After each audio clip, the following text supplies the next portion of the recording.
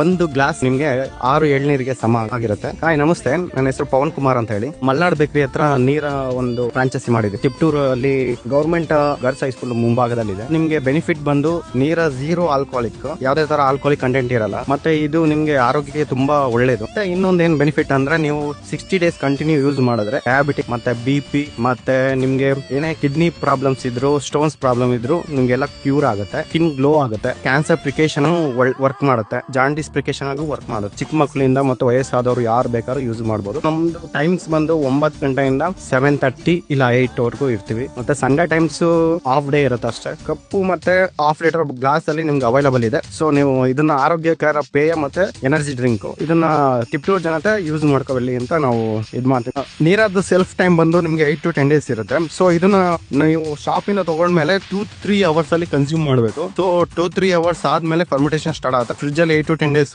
Use ಮಾಡಬಹುದು. ಇದ್ರಲ್ಲಿ ಯಾವ್ದು ಪ್ರಾಬ್ಲಮ್ ಏನು ಆಗಲ್ಲ. ನೀರನ್ನ ಬಳಸಿ ಕೋಕೋ ಕೋಲಾನು ಎಲ್ಲ ಸ್ವಲ್ಪ ಕಡಿಮೆ ಮಾಡಿ ಅಂತ ಹೇಳ್ತೀನಿ.